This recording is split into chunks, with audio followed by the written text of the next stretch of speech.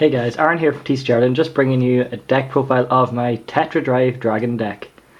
This is a deck that I got when I pre-ordered Tetra-Drives before Boost Set 13 was actually released, and it's a non-break ride build because I just kind of felt like not playing the break ride because he's super expensive.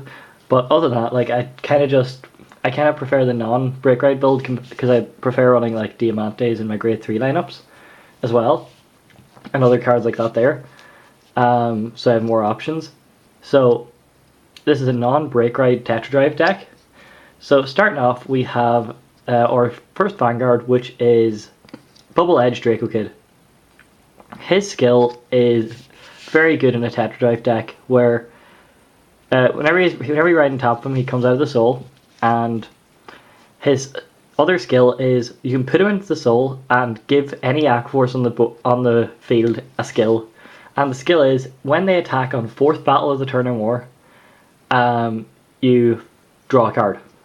So it's very, very good, especially in Tetra-Drive whenever you need draw power because of the dropping 2 cards for a skill. And okay, so moving on to the grade zeros, like the triggers. So I run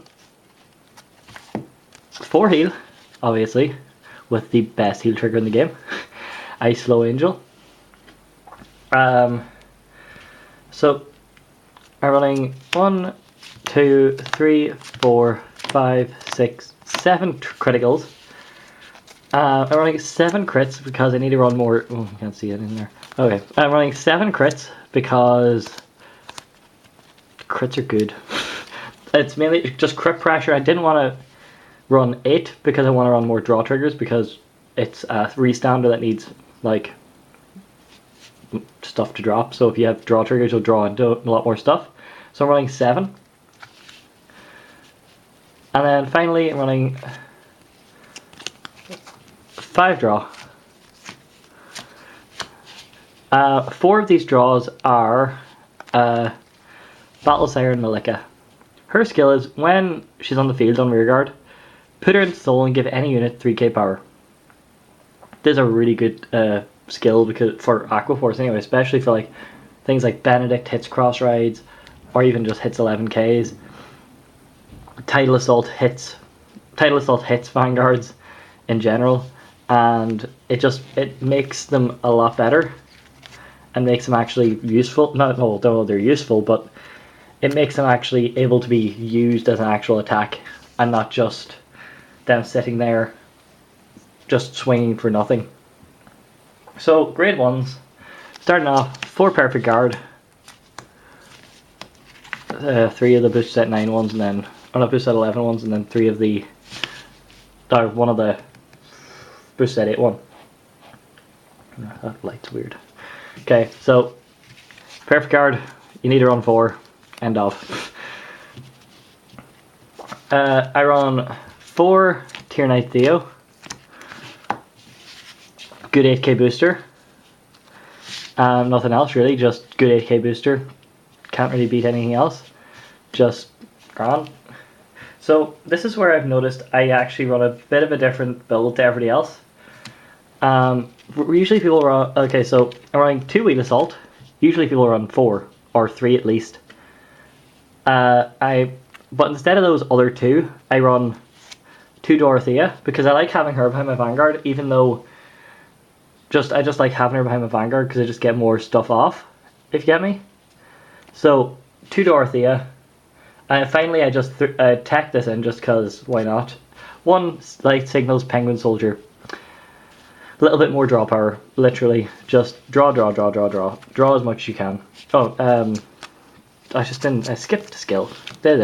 Skill. Wheel Assault. His skill is when he boosts any Aqua Force, choose 2 rear guards and swap their places.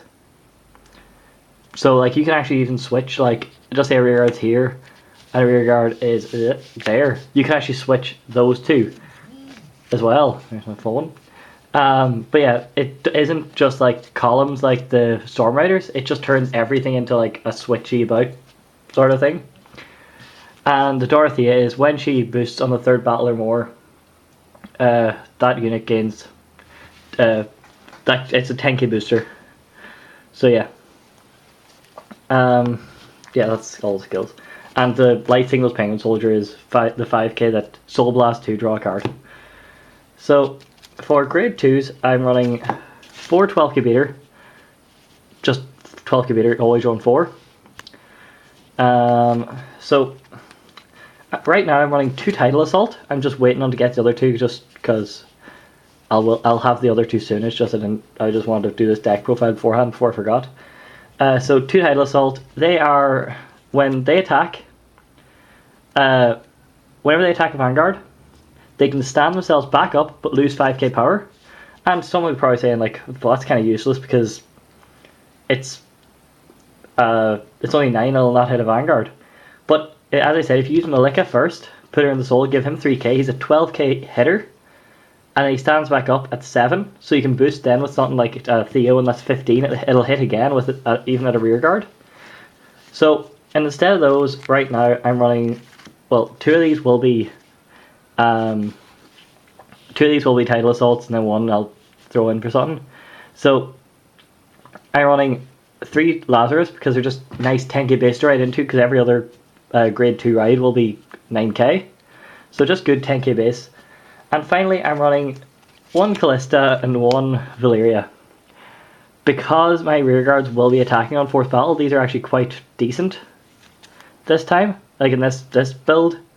Because, okay, so they both have kind of the same, no, not kind of the same. Okay, so when their attacks hit on 4th battle or more, Callista's skill is Counterblast 1, stand or rearguard, and give it 5,000 power, so that's good for extra attacks, so you can pass off your triggers. And Valeria, when she attacks on 4th and it hits, choose one of your opponent's rearguards and retire them. Field manipulation. So, grade 2s are quite basic, to be honest. Not too special. So finally, the grade 3s. Starting off, I run 4 Tetra-Drive Dragon because, you know, ace and all that. This guy is the Aqua Force's Restander. His skill is you can.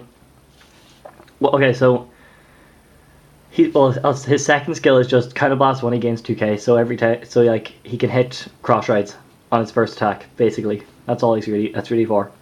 But his limit break was at the end of the battle that he attacks.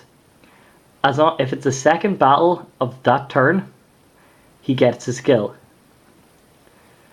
And his skill is when your rearguard attacks on 4th, then you Counterblast 2, drop 2 cards from your hand, and he stands back up for another attack.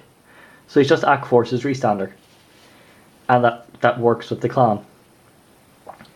And I know that the Break Ride makes it so that the Break Ride skill makes them discard twice and all there, but I kind of do actually like the Break Ride build. Because it's a lot more, like, what's the word? It's a lot more grindy in a way. Like, you're more just grinding damage out of your opponent. You're not just pushing in one go. You're like, okay, attack. There's constant attacks going on. So 4 Tetra-Drive Dragon. Then I run 2 Benedict for making up for my only 2 tidal assaults. 2 Diamantes switchers because I don't really want to run Basil, to be honest, because I don't like him only hitting 10. But 11 because it's an 11k meta right now and very few people are playing cross rides. Yeah, and finally, my last card is a Glory Maelstrom as a final turn ride, because when you're on 5 damage and he attacks, you Counterblast 1, and he gains 5k, and your opponent can't perfect guard the attack. So it's a nice finisher, to be honest. And then you just, because there's like 7 crits in the deck, you'll probably crit if you haven't seen them all already. So there you go, guys. Just a quick deck profile of my Tetra-Drive Dragon deck. Have to say though, it's had a good bit of success right now with my playtesting of it, and I'm quite happy how it's built. So, yeah, he's actually one of my favorite restanders in the game. I think actually he is my favourite Eastander in the game. But it's quite a pity that he came out in the time he did, because he came out in a Link Joker meta, and because Aqua is already annoyed enough by field disruption, because he needs to get 5 attacks before he can stand up, it's kind of just wasted. Unless he gets the 5 attacks, it's just wasted. So that's all really, guys. So I'll chat to you guys later. This is TCGI Aaron. Bye.